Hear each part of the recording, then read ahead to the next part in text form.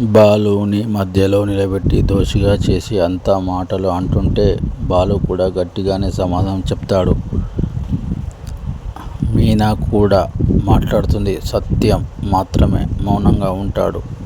అయితే ఆ గొడవ అక్కడితో ఆగదు.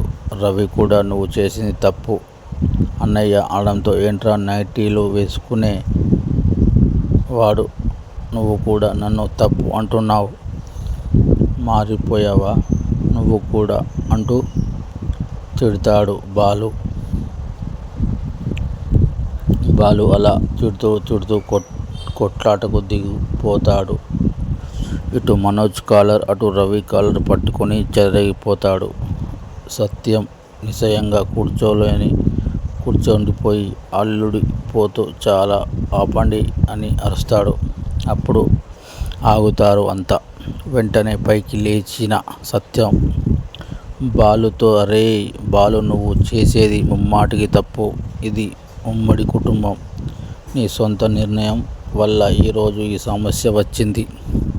అందరికీ నువ్వు చెయ్యాలనుకున్న విషయం చెప్పాలి, మా నిర్ణయాలు కూడా తీసుకోవాలి కదా. అదే నువ్వు చేసే తప్పు అని తిట్టేస్తాడు. దాంతో అంతా కూల్ అవుతారు. బాలు మాత్రం అల్లాడిపోతాడు. ఇక శృతి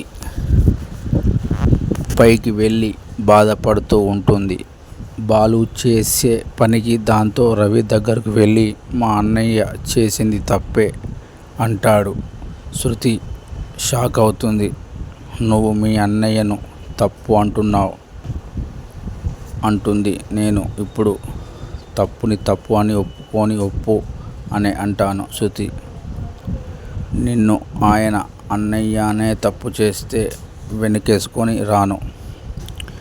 అన్నయ్య ఆ సోఫాను వెనక్కి పంపించే ముందు మనతో ఖచ్చితంగా ఒక్క మాట చెప్పాలి. అదే కరెక్ట్ అంటాడు రవి.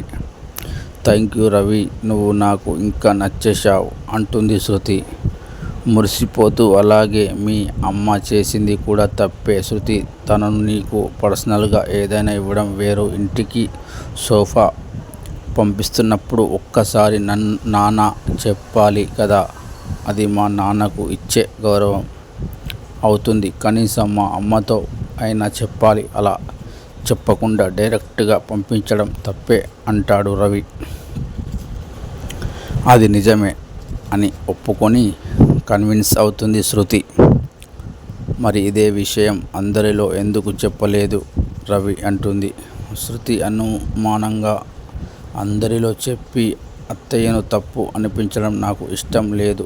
దానివల్ల నువ్వు ఇబ్బంది పడతావు కదా అంటాడు రవి.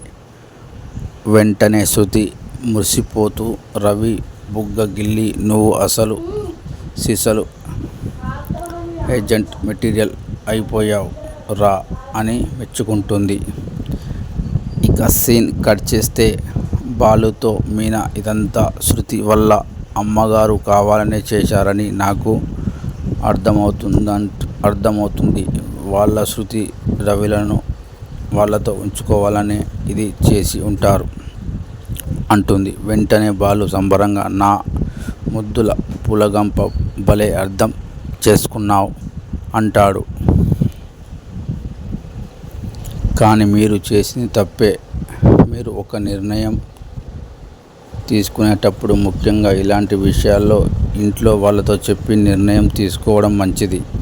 మనం ఎప్పుడు దొరుకుతామా అని చూస్తున్నప్పుడు మనం కొంచెం జాగ్రత్తగా ఉండాలి కదా అని ప్రేమగా చెప్తుంది. ఇక మరోవైపు మరోనాడు ఉదయాన్నే రోహిణి పసుపు తాడు వేసుకొని ఉండడం నచ్చని ప్రభావతి మీ నాన్నను బాలుని తిట్టడం స్టార్ట్ చేస్తుంది.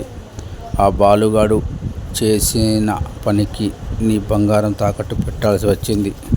ఆ మీనా పూలు అమ్మిన డబ్బులు అన్నీ పుట్టింటికి చేరవేస్తుంది. నీకు వాళ్లకు ఎంత తేడా ఉంది అంటూ వాగుతూ ఉంటుంది. అంతా విన్న శృతి దగ్గరికి వచ్చి ఏంటి ఆంటీ ఏదో అంటున్నారు. ఇప్పుడు అంతా విన్నాను. మీరు రోహిణి మీద సింపతి చూపిస్తే చూపించండి, అంతేకాని దానికోసం మీ నాన్నను తిట్టాల్సిన పని లేదు అంటూ ఎగడం మొదలు పెడుతుంది. అయ్యో ఇప్పుడు నేనేం అనలేదేమ్మా, బాలుగాడు అలా చేయడం వల్ల కదా రోహిణి బంగారం తాకట్టు పెట్టాల్సి వచ్చింది అంటుంది ప్రభావతి తడబడుతూ. ఏం రోహిణి, సోఫాలు రిటర్న్ చేసి ఇచ్చి డబ్బు వెనక్కి ఇవ్వమని మా అమ్మ నిన్ను ఫోర్స్ చేసిందా? నీ మెడలో పుస్తెల్తాడు తాకట్టు పెట్టి తెచ్చి ఇవ్వమని అడిగిందా అని శృతి నిలదీస్తుంది. రోహిణి లేదు అంటుంది. రోహిణి మరి బాలు చేసిన పనికి మీరు మీ నాన్నను ఎందుకు అంటున్నారు ఆంటీ అంటూ సూటిగా అడుగుతుంది శృతి. ఆ బాలు గాన్ని సోఫాలో వెనక్కి పంపించమని మీ నాన్ననే రెచ్చగొట్టి ఉంటుందమ్మా, నీకు తెలియదు అంటుంది ప్రభావతి నసుకుతూ. మీకు తెలుసా ఆంటీ, మీరు విన్నారా?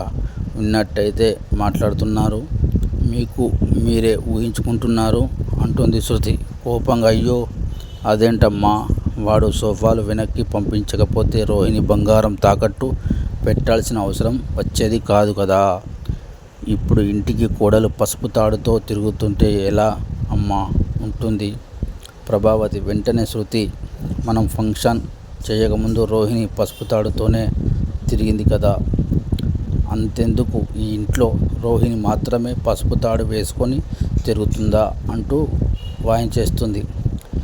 శృతి ప్రశ్నలతో సీన్ మాత్రం పేలిపోయింది. ఆ వివరాలు తరువాయి భాగంలో చూద్దాం. మీకు ఈ నచ్చినట్టయితే నా ఛానల్ని లైక్ చేయండి, సబ్స్క్రైబ్ చేయండి, చాలామంది వరకు షేర్ చేయండి.